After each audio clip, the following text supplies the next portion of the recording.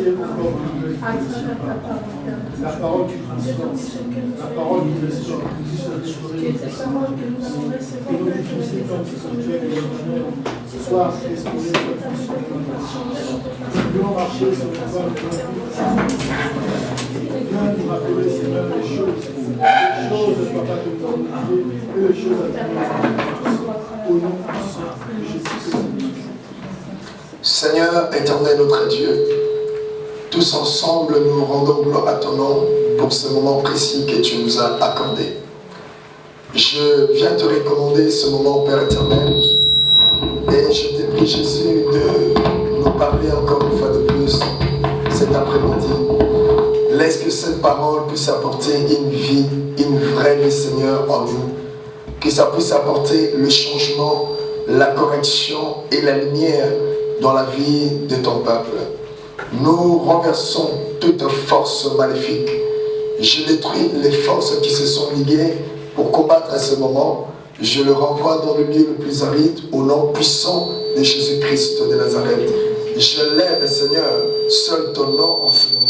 Et que l'Esprit Saint de Dieu occupe une place en ce moment.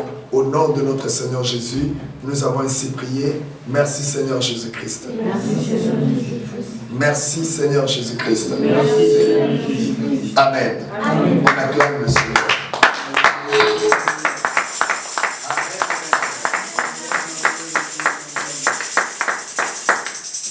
Alléluia.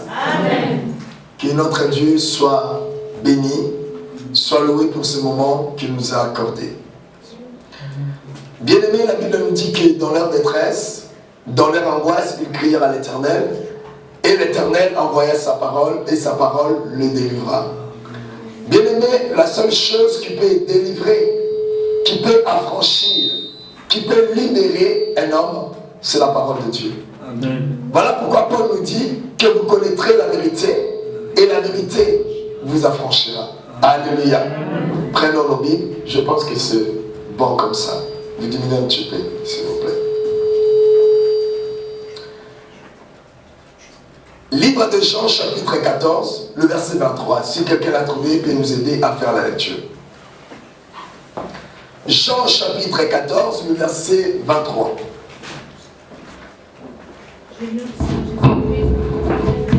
Amen. Jésus lui répondit, « Si quelqu'un m'aime, il gardera ma parole, et mon Père l'aimera. Nous viendrons vers lui, et nous établirons domicile chez lui. » Amen. Est-ce que tout le monde l'a trouvé? Jean chapitre 14, le verset 23. La Bible nous dit ceci, je relis au nom de Seigneur Jésus-Christ. Amen. Jésus lui répondit, si quelqu'un m'aime, il gardera ma parole. Et mon Père l'aimera. Nous viendrons à lui et nous ferons notre demeure chez lui. Si quelqu'un m'aime, il gardera ma parole. Et si quelqu'un garde ma parole, mon Père et moi, nous ferons de lui notre demeure. Alléluia. Aujourd'hui, nous ne parlerons pas sur la demeure de Dieu. Mais nous allons parler sur lorsqu'un homme est en Christ. Mes frères et sœurs dans le Seigneur, il y a une différence entre être la demeure de Dieu et être en Christ. C'est deux choses tout à fait opposées et différentes. Être en Christ et être la demeure du Seigneur. La demeure du Seigneur qui veut dire le Seigneur habite en toi. Le Seigneur occupe une place en toi. Tandis que être en Christ, c'est-à-dire c'est toi maintenant qui es dans. Alléluia. Je ne sais pas si vous m'avez compris. Oui. La demeure du Seigneur, c'est quand le Père et le Seigneur viennent habiter chez toi. Amen. Tu deviens le demeure du Christ. Mais bien aimé, être en Christ, c'est le contraire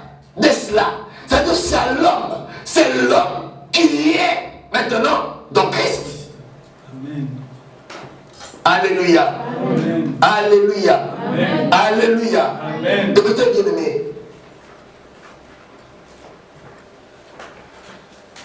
Il y a deux personnes dans lesquelles sont devenues ou sont la demeure du Seigneur, mais qui ne sont pas en Christ.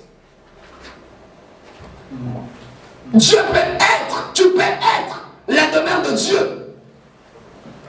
Le Seigneur peut habiter en toi. Le Seigneur peut demeurer dans ton corps, comme Paul nous dit que vous êtes le temple de Dieu et que l'Esprit de Dieu demeure en vous. Alléluia. Amen. Mais Paul nous dit quelque chose par après, que si quelqu'un détruit le temple de Dieu, si quelqu'un détruit la demeure de Dieu, c'est-à-dire il y a d'autres demeures de Dieu qui sont détruites ou qui est détruite, mais malgré sa destruction, elle reste, elle demeure la demeure ou l'habitation de Dieu. Par là, je vais toucher le verset de 1 Corinthiens, chapitre 2, à partir du verset 14. Quand Paul nous explique les trois différentes sortes de personnes, il a parlé sur l'homme animal qui ne peut pas comprendre les choses de Dieu, car en lui, il n'y a pas l'Esprit de Dieu. Amen. Et ces gens, on les appelle, soi-disant des athées. Bien-aimés dans le Seigneur, théoriquement, évangéliquement, un athée n'existe pas. Il y a la vie, il y a la mort. Il y a la lumière, il y a l'obscurité. Soit je crois en Dieu, soit je ne crois pas. Et si vous ne croyez pas en Dieu, ça veut dire que vous croyez à quelque chose. Les hommes animaux. Paul nous dit, ce sont des personnes qui n'ont pas l'Esprit de Dieu et ils ne peuvent pas comprendre les choses de Dieu. Amen. Il est épinglé deuxième catégorie de personnes. Paul les appela les hommes spirituels. Et en troisième position, Paul nous a parlé sur les hommes charnels. Je reviendrai sur les hommes spirituels. Je préfère premièrement passer de l'homme animal à l'homme charnel. Parce que l'homme charnel explique clairement ce que je viens de dire tout à l'heure. Quelqu'un peut être la demeure du Seigneur, mais en réalité, il ne bat dans le Seigneur. L'homme charnel, en lui, il y a l'Esprit de Dieu. Bien-aimé, qu'on ne vous trompe pas. Quand une personne reçoit Dieu dans sa vie, même si la personne pêche, la personne abandonne le Seigneur, en lui, il y a l'Esprit de Dieu. Amen. L'Esprit de Dieu ne quitte pas le champ. L'Esprit de Dieu ne part jamais. Il va rentrer dans l'homme, il demeure. Amen. Alléluia. Amen. Alléluia. Amen. Il demeure, puisque la Bible nous dit que l'Éternel ne se répand jamais de ce don. Le Seigneur ne se répand jamais de ce don. Ce qu'il donne à un homme, peu importe la situation de la personne, ce qu'il a donné, ça reste. Amen. Et, si vous le permettez, je peux encore aller plus loin. Où Jésus a dit, en ce jour-là, plusieurs viendront et qui diront, nous avions prêché, nous avions fait de miracles en donnant. Je leur dirai, retirez-vous de moi. Amen. Pourquoi? Ils ont fait de miracles à ce nom. Parce que ce sont des dons donnés par Dieu. Et le Seigneur ne les récupère pas. Amen. Alléluia. Amen. appeler à acclamer le Seigneur.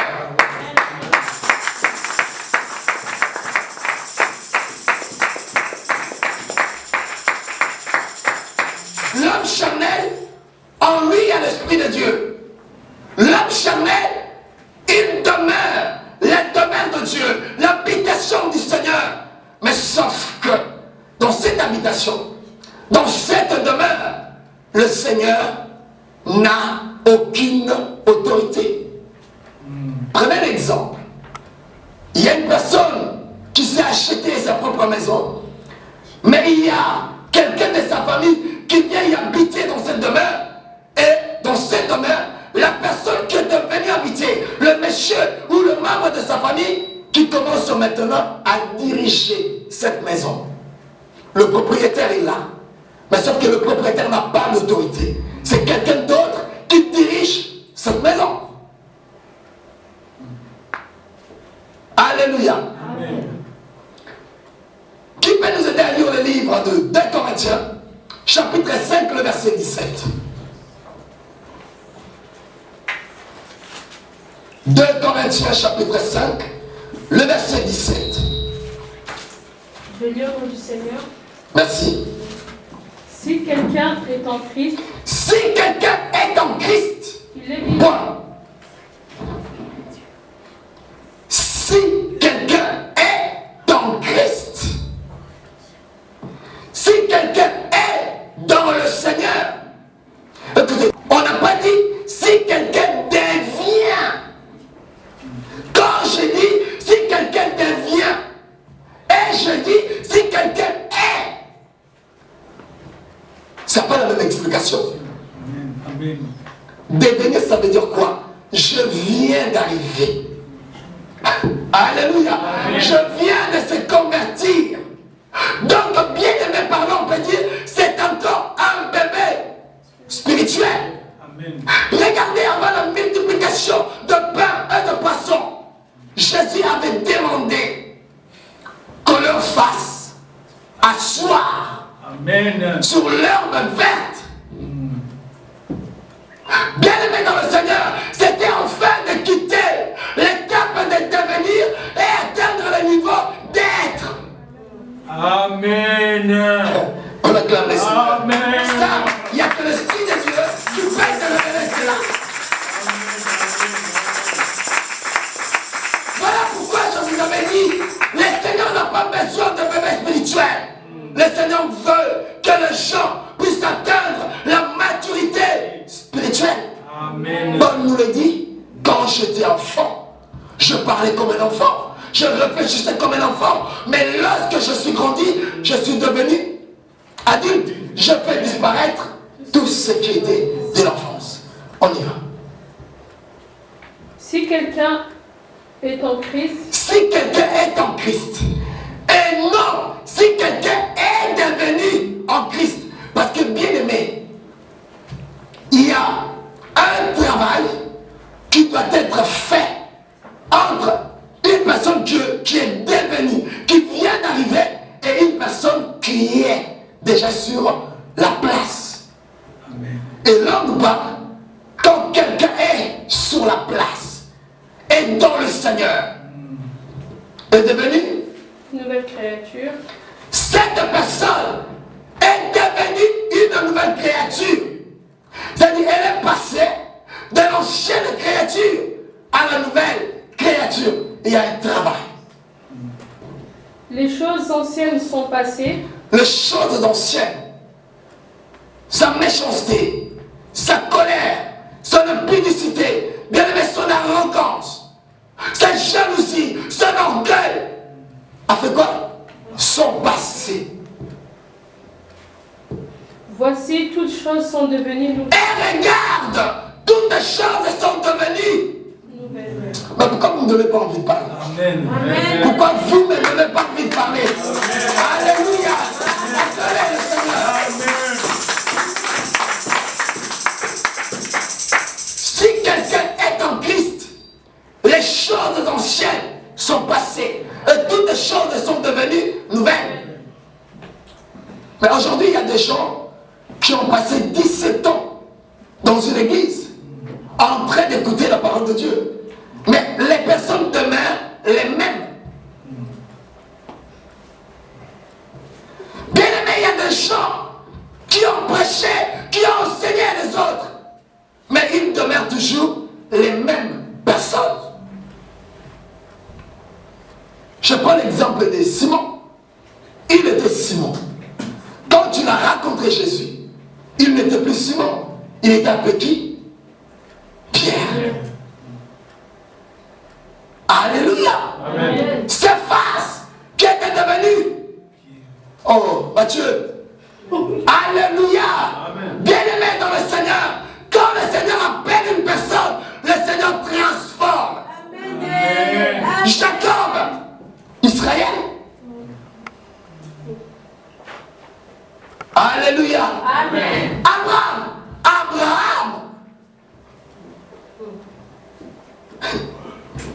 Alléluia. Amen. Amen. Amen. C'est-à-dire, lorsqu'une personne est en Christ, cette personne est appelée à devenir une nouvelle créature. C'est-à-dire, vous allez remarquer dans cette personne une transformation totale, radicale.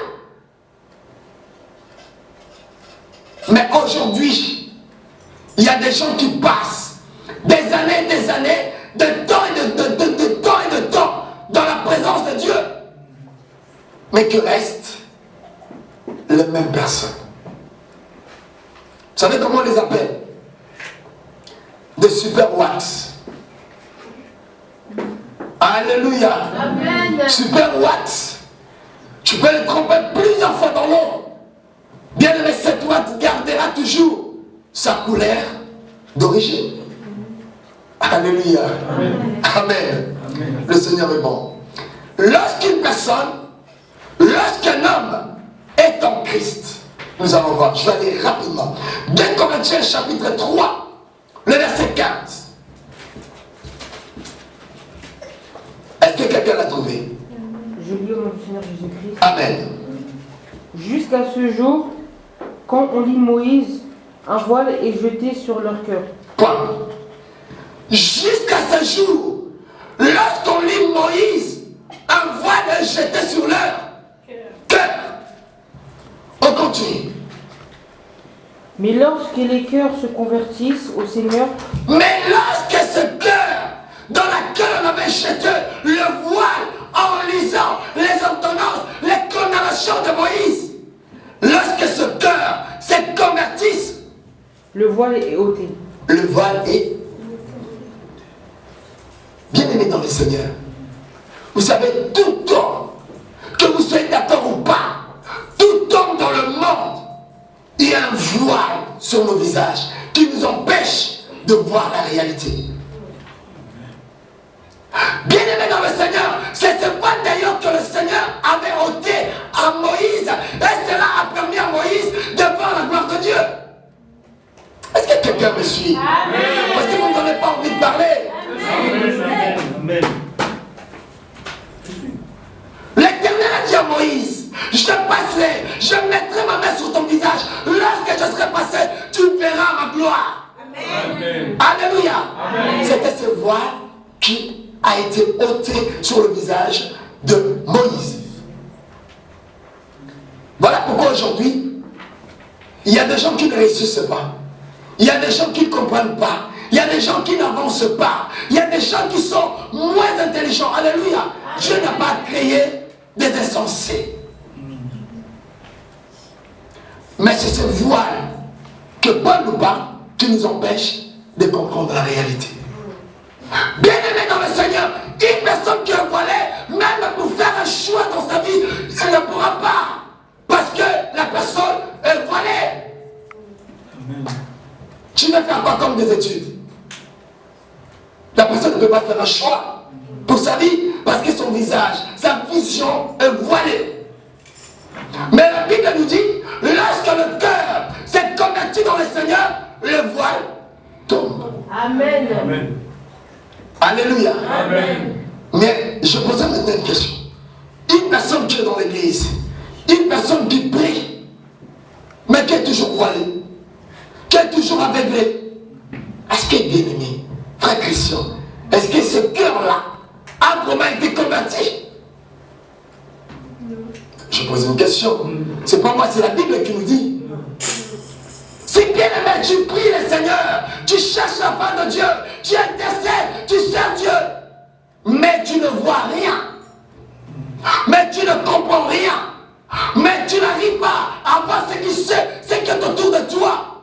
Bien aimé, quelque part tu es voilé. Et si tu es voilé, ça veut dire que ton cœur n'a pas encore été converti. Voilà pourquoi je dis, il y a une différence entre être la demeure de Dieu et être en Christ. Tu peux être à la demeure de Dieu, mais en étant voilé. Le Seigneur est là, mais le Seigneur ne contrôle rien. Le Seigneur est là, mais le Seigneur ne dirige rien. Mais être en Christ, c'est quand le Seigneur prend le contrôle. C'est quand le Seigneur dirige. C'est quand le Seigneur oriente. Quand le Seigneur révèle. Quand le Seigneur te montre la direction. C'est ça, être en Christ. Quand une personne a changé, une personne s'est convertie, et les choses entières se passaient, ça vient de devenir nouvelle. Amen. Amen. Nous allons passer. Je reviens sur 1 Corinthiens, chapitre 2. Tout à l'heure, j'avais parlé sur l'homme animal. Je touchais l'homme charnel. Maintenant, je viens sur l'homme spirituel. Le verset 15. Si quelqu'un l'a trouvé, peut nous aider à faire la lecture.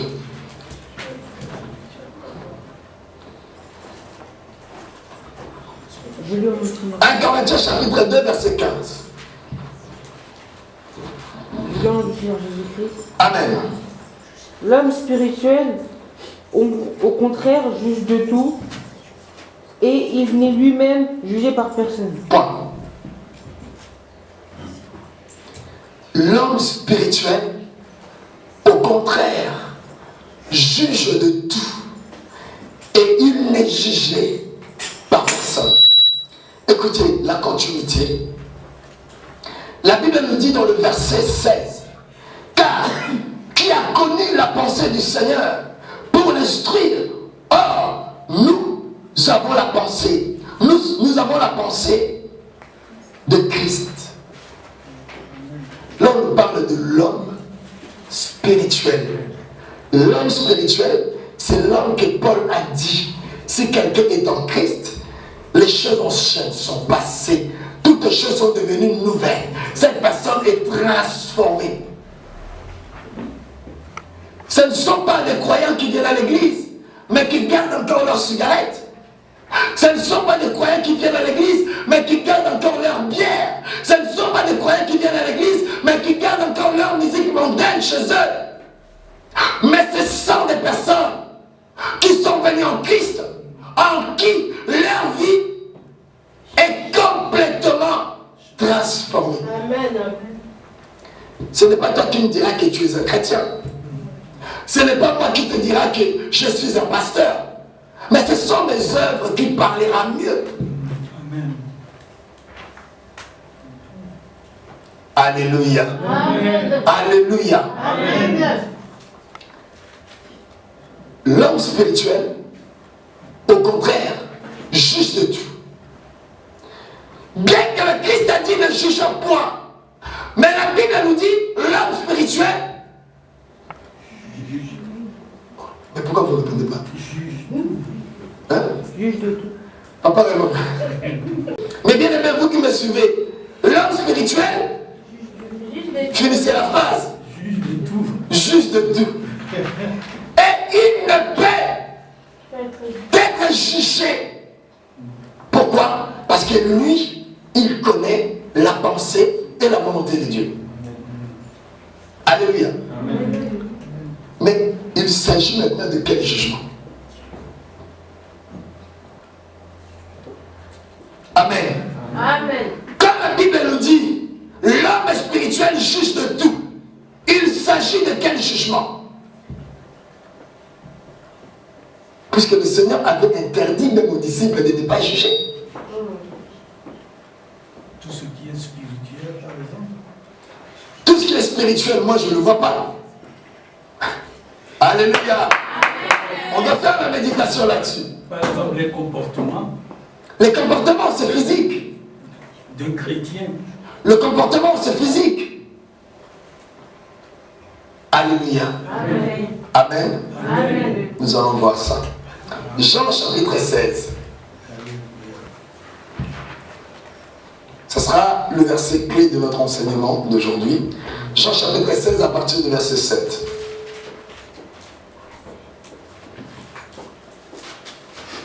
Est-ce que quelqu'un l'a trouvé? Amen. Cependant, je vous dis la vérité. Cependant, je vous dis la vérité. Il vaut mieux pour vous que je m'en aille. Il est avantageux pour vous que je m'en aille. En effet, En réalité, si je ne m'en vais pas, si je ne pars pas, le défenseur ne viendra pas vers vous. les protecteurs, point. Vous écrivez beaucoup. Regardez-moi. Les protecteurs, on l'appelle pas autre chose, mais on l'appelle le protecteur. Le protecteur, je peux l'appeler le garde du corps. Alléluia. Amen. Alléluia. Amen. Voilà pourquoi le Seigneur a dit, l'ange de l'Éternel campe autour de ceux qui craignent Dieu. L'ange de l'Éternel campe autour de ceux qui sont en Christ pour les arracher au danger. Parce que il joue un rôle de défenseur, de protecteur. Il est là pour protéger, il est là pour défendre. Alléluia. Amen. On y va. Mais si je m'en vais, Alors quand je serai parti, je vous l'enverrai. je vous l'enverrai. Je lui demanderai de venir vers vous. Et quand il sera venu, Quand le protecteur viendra, il convaincra le monde dans ce qui concerne le péché, il viendra donner la domination dans le monde en ce qui concerne le péché, la justice et le jugement. la justice et le pouvoir de... On y va. En ce qui concerne le péché, En ce qui concerne le péché, par ceux qui ne croient pas en moi. parce qu'il ne croit pas en Dieu.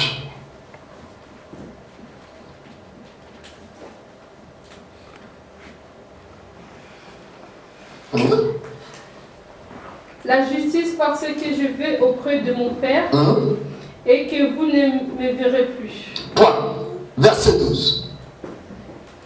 J'ai encore beaucoup de choses à vous dire, J'ai encore beaucoup de choses à vous dire. mais vous ne pouvez pas les supporter maintenant. Mais vous ne pouvez pas les supporter maintenant. Point. Là, on nous parle de quel homme? Là, on nous parle de l'homme qui est venu en Christ. L'homme qui vient d'arriver en Christ ne peut pas supporter toutes les choses de Dieu, ne peut pas contenir toutes les choses de Dieu. Il y a une différence entre l'homme que Paul a dit, être en Christ. L'homme qui est en Christ, cet homme-là est complet. L'homme qui vient d'arriver n'est pas complet, car il ne peut pas supporter certaines choses. Voilà pourquoi vous voyez dans les églises, il y a des gens qui sont toujours des bébés spirituels. Pour lui dire quelque chose, il faut l'expliquer, il faut aller, il faut chercher des voies et moyens pour le faire comprendre certaines choses. Et il y en a d'autres, quand tu lui dis 1 plus 1 égale 2, la personne comprend directement. Tu peux t'arrêter par.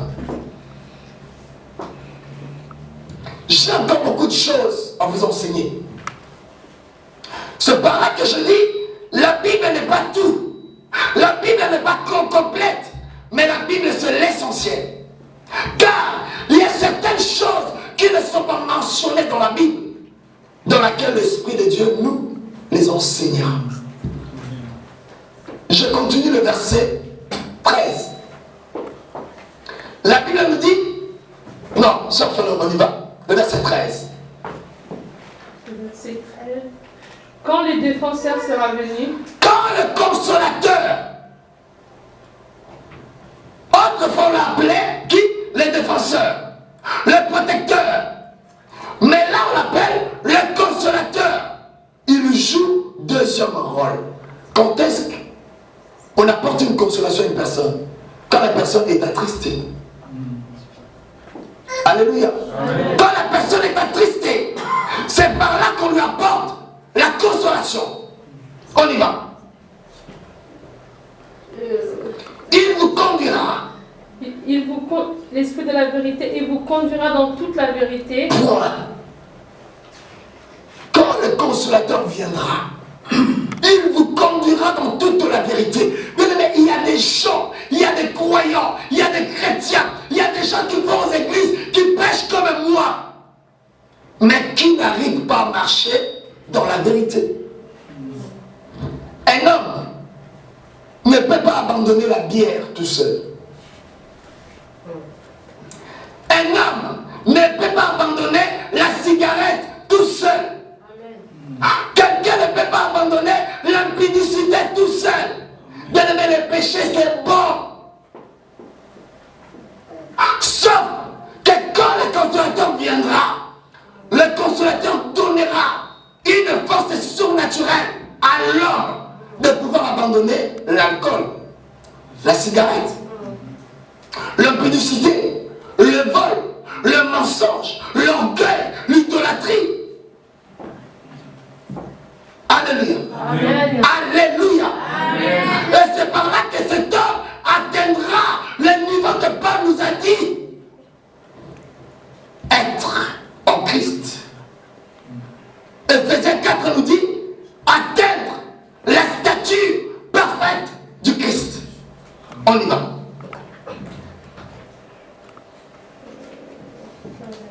Car il ne parlera pas de lui-même. Il ne parlera pas de lui-même, mais il dira tout ce qu'il aura entendu et vous annoncera les choses à venir. Point.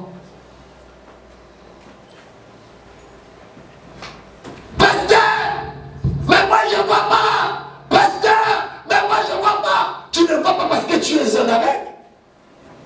Le Seigneur a dit, invoque-moi, je te répondrai.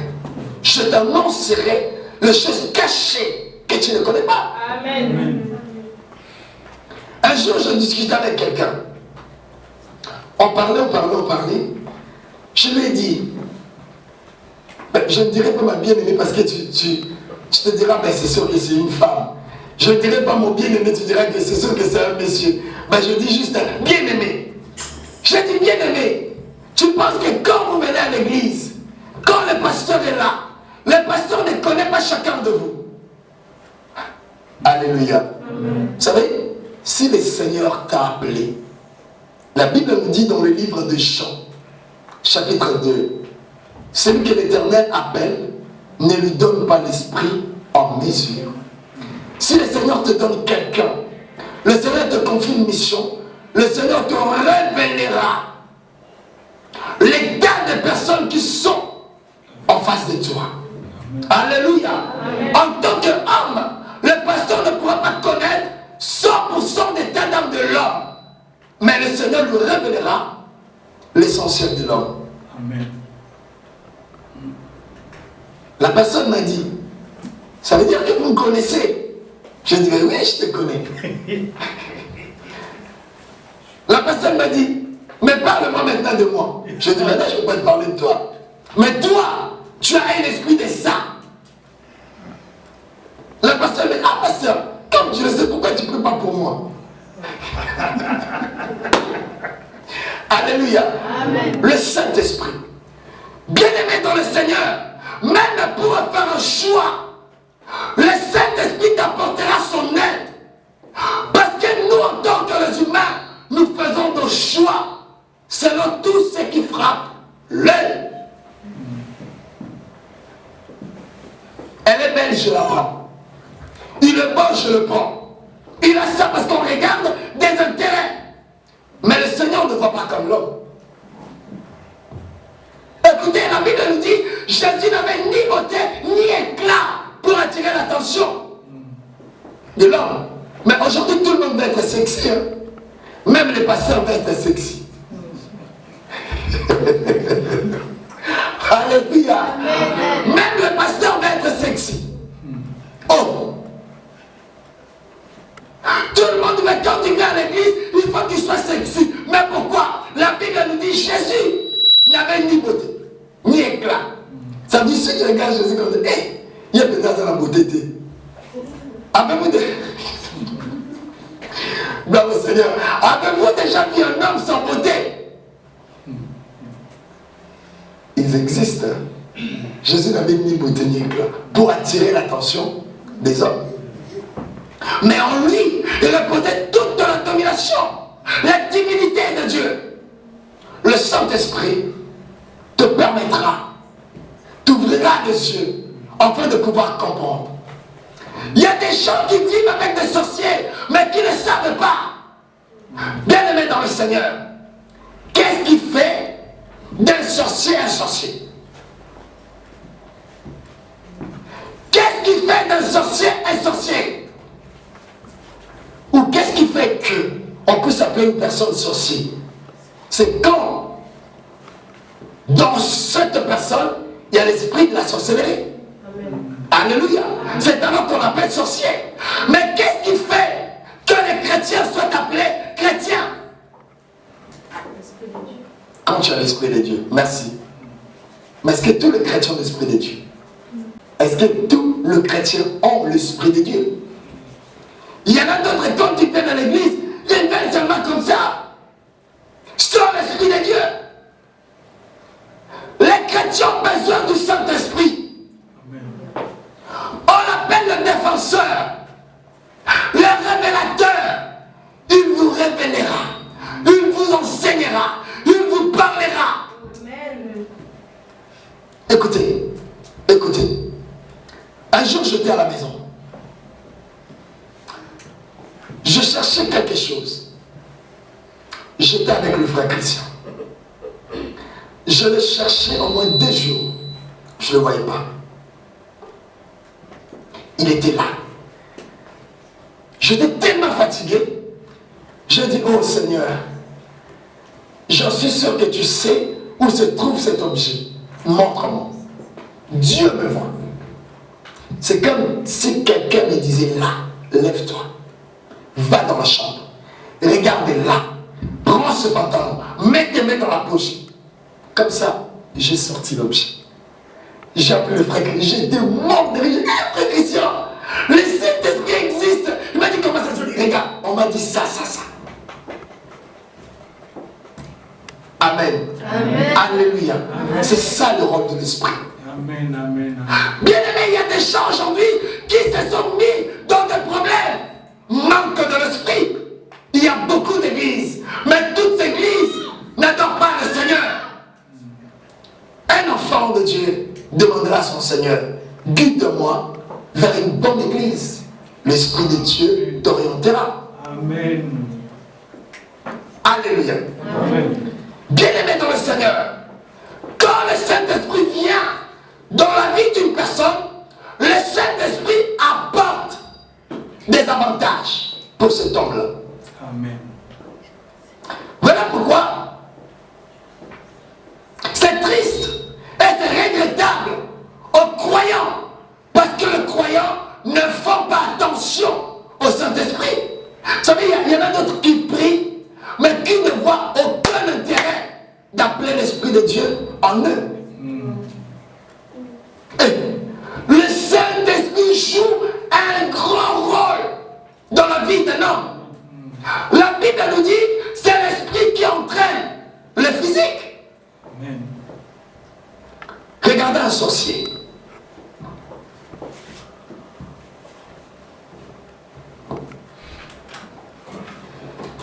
Je me rappelle,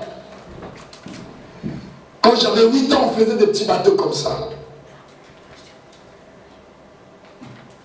Je fais un petit bateau. Oh. Regardez. C'est pas un bateau, je crois que c'est une pirogue. Voilà. Je fais une pirogue. Comme ça. Et comme ça. Bien-aimé dans le Seigneur, Ça prend une figure d'une pirogue. Je le mets là par terre. Je vais aller où? Je vais maintenant aller quelque part. Il faut que je me serve de cette pirogue pour me rendre là-bas. Pour moi, c'est impossible. Pour un sorcier, c'est possible. Grâce à quoi? Grâce à son esprit, l'esprit de la sorcellerie. C'est ça qui leur permet de quitter d'un endroit à l'autre, à la puissance de la lumière. Donc, chaque sorcier sait que je ne peux pas être appelé sorcier, je ne peux pas manger, je ne peux pas faire de voyage astral sans cette force surnaturelle. C'est comme nous les chrétiens.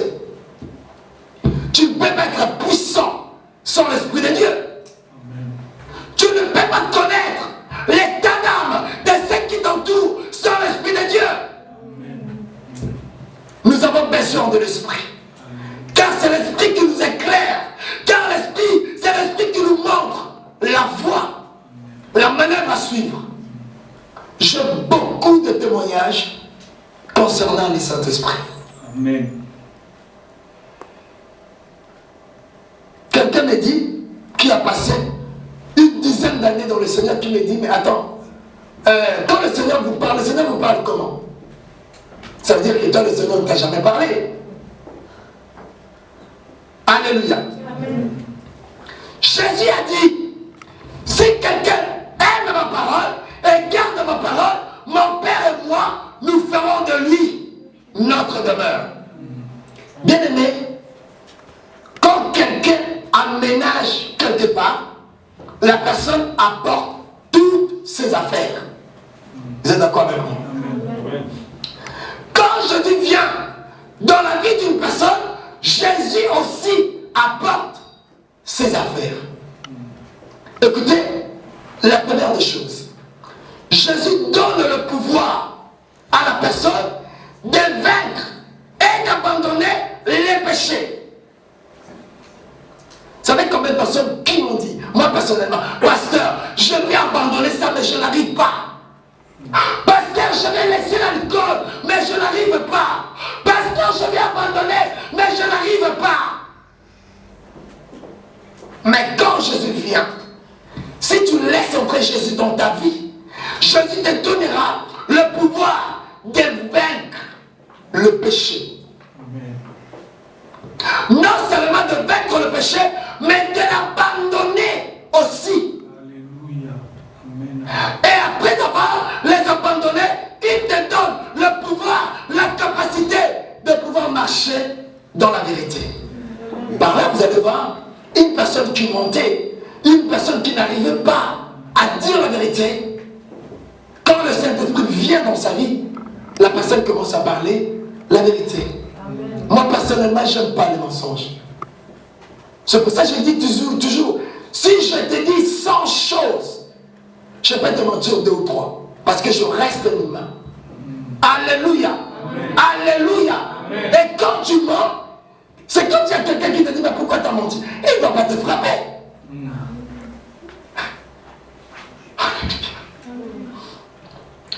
La deuxième des choses, quand tu viens au Saint-Esprit, il donne le pouvoir à l'homme de pouvoir faire le bien et de pratiquer la justice. Faire le bien. Bien aimé, faire le bien, l'homme en réalité ne peut pas faire le bien par lui-même. Mais si l'homme arrive à faire le bien, c'est le Saint-Esprit qui lui donne le pouvoir de pouvoir faire le bien et de pratiquer la justice. Bien aimé, quand je dis pratiquer, ça veut dire quoi? C'est comme on dit, il y a une différence entre un pécheur et pratiquant de péché. Un pécheur, c'est celui qui pêche occasionnellement. Un pratiquant de péché, c'est celui qui se lève, qui se dit, demain, j'irai empoisonner quelqu'un, il prend le poison, il le met dans le verre, il voit comment la personne est en train de manger ou de boire ce poison. Celui-là, c'est un pratiquant de péché. Et là, c'est le contraire. Le Saint-Esprit te donnera la capacité de pouvoir faire le bien. Faire le bien non seulement pour toi, mais faire le bien à tous ceux qui t'entourent. Car il y en a d'autres qui n'arrivent pas à rendre un service aux gens. Mais le Saint-Esprit te donnera cette capacité de pouvoir le faire. Et de pouvoir pratiquer la justice. Je prends un exemple. Vous avez même un enfant de Dieu qui part au marché, qui achète 2 poulets. Il prépare le poulet. C'est-à-dire, lui, il prend que comment dirais-je, de bonnes parties, quoi. Et le reste, il le donne aux autres. Comme j'ai regardé, j'avais entendu une histoire quelque part, que quelqu'un dont tu préparais, lui, il enlevait toute la peau. Donc, la peau, c'est pour lui. Et le reste, c'est pour les autres. Non, le Saint-Esprit te donnera la capacité de pratiquer la justice. C'est-à-dire, rendre à chacun selon sa mérite. Amen. Quelqu'un fait un travail, non, je lui dois ça. Mais j'ai vu des gens, ils te demandent de faire un travail dans lequel lui-même ne peut pas le faire. Il te fait faire ce travail, et à la fin pour te payer, il se dit, mais non, je lui paye beaucoup d'argent. Non, non, tu le payes, c'est qu'il mérite. Le Saint-Esprit chrétien te donnera la capacité de pratiquer la justice, c'est-à-dire d'être juste. D'être juste, c'est quoi? J'ai 2 enfants. J'ai mon enfant à moi et j'ai l'enfant du voisin. Je leur demande d'effectuer un travail. L'enfant du voisin a travaillé plus que mon enfant. Au moment de la rémunération, je dois payer la personne qui a travaillé plus. Je lui donnerai plus que mon enfant. Ça, c'est le Saint-Esprit. Parce qu'en tant qu'homme, tu ne feras pas ça. Voilà pourquoi nous voyons dans nos églises aujourd'hui. Je parle de ça parce que nous prenons l'exemple dans l'église corps du Christ. Car il faut que ce message vienne changer la vision de l'église. Amen. Qu'est-ce qui se passe dans nos églises? Si je meurs, même s'il y a quelqu'un qui méritait mieux d'occuper ma place dans l'église, je prendrai ma place, je le donnerai à mon fils. C'est comme si l'église était devenue un royaume. Alléluia. Amen. Par là, nous voyons, il manque l'esprit de justice. Et quand le Saint-Esprit viendra, il rendra l'homme capable de pratiquer la justice. Amen. Si c'est mon fils qui le mérite, je lui donne. Si c'est quelqu'un d'autre qui le mérite, on lui donne. Alléluia. Amen. Troisième, il donnera la capacité à l'homme de juger avant de poser une acte, en bien ou en mal. C'est ce qu'on avait parlé la dernière fois, la maîtrise. Le Saint-Esprit te permettra, avant de poser une acte, de pouvoir juger. Et je prends un couteau. Je vais poignarder quelqu'un parce qu'il m'a insulté. Ah, est-ce que ça vaut la peine de lui ôter la vie? Non, ça ne vaut pas la peine. Alléluia. C'est comme quelqu'un m'a appelé pasteur, quelqu'un m'a fait du mal, je vais aller massacrer là-bas. Donne-moi un conseil. Comme ça au téléphone. Heureusement qu'il y avait le Saint-Esprit. Amen. Je lui ai demandé, si tu fais cela, ça t'apportera quoi? Il me dit rien. Je lui ai dit, bon, laisse tomber. Alléluia. Bien aimé, il y a des gens qui posent des actes sans pouvoir porter un jugement avant de les poser. Et par après, on regrette. Tu tues quelqu'un, tu te retrouves en prison. Et après, tu commences à regretter. Pourquoi? Parce qu'il te manquait le Saint-Esprit. Si le Saint-Esprit est en toi, avant d'agir ou avant de réagir, le Saint-Esprit te donnera une capacité surnaturelle de pouvoir juger l'action ou l'acte que tu veux poser. Et te donnera aussi de la supériorité sur ça. C'est-à-dire de la domination sur la chose que tu veux poser. Amen. Amen. Quatrième, le Saint-Esprit apporte dans l'homme la facilité de comprendre et de saisir les choses de Dieu et de le mettre en pratique. Il donne la facilité de comprendre et de saisir les choses de Dieu. Après avoir compris et le saisir, il te donne aussi la capacité de pouvoir le mettre en place. Hier, on était en train de prier. On priait sur le sang de Jésus. On priait. D'un coup, c'est comme si j'étais emporté quelque part. Je vis une grande foule devant moi. Et quelqu'un a mis un drap. Il les a tous couverts de draps. Et après, il y a une voix qui me disait, c'est ainsi que les sorciers font. Ils aveuglent le champ. D'un coup, je suis revenu en moi. Le Saint-Esprit te donne la facilité de comprendre et de saisir les choses de Dieu. Alléluia. Amen. Donc, bien aimé dans le Seigneur, j'ai compris directement par l'aide du Saint-Esprit que beaucoup d'entre nous sont aveuglés. Donc, nous devons prier sur ça. Regardez Pharaon. Le Seigneur a révélé le secret de l'univers à un Pharaon. Cette vache, grasse et maigre. La sécheresse qui devait arriver. Mais Pharaon, qui n'avait pas l'Esprit de Dieu, ne pouvait pas comprendre la révélation du Seigneur. Voilà pourquoi le Seigneur te révèle beaucoup de choses. Tu ne comprends pas. Parce que tu n'as pas l'Esprit de Dieu. Oh Seigneur, tu m'as surpris. Le Seigneur ne surprend jamais. Il a dit, il ne fait rien sans avoir révélé son secret à ses enfants. Je continue pour aller rapidement. Et le Saint-Esprit donne aussi de l'intelligence à l'homme. Jacques nous dit, si quelqu'un manque de l'intelligence, qu'il demande l'intelligence dans... Amen. Amen. Je ne vais pas faire de commentaires là-dessus. Il nous apporte la consolation. Quand tu as un problème, le Saint-Esprit nous rassure. Alléluia. Amen. Sixième, il nous annonce les choses cachées. Je suis avec quelqu'un, je marche avec un ami, le Saint-Esprit me révèle qui est cet ami. Est-ce que c'est un bon ami pour moi ou ce n'est pas un bon ami pour moi? Et pour finir, il nous donne la force et la puissance. La force de faire quelque chose. La force de marcher avec le Seigneur. La force de servir le Seigneur. Et la puissance de pouvoir faire face contre les œuvres du ténèbre. Je ne m'arrête pas.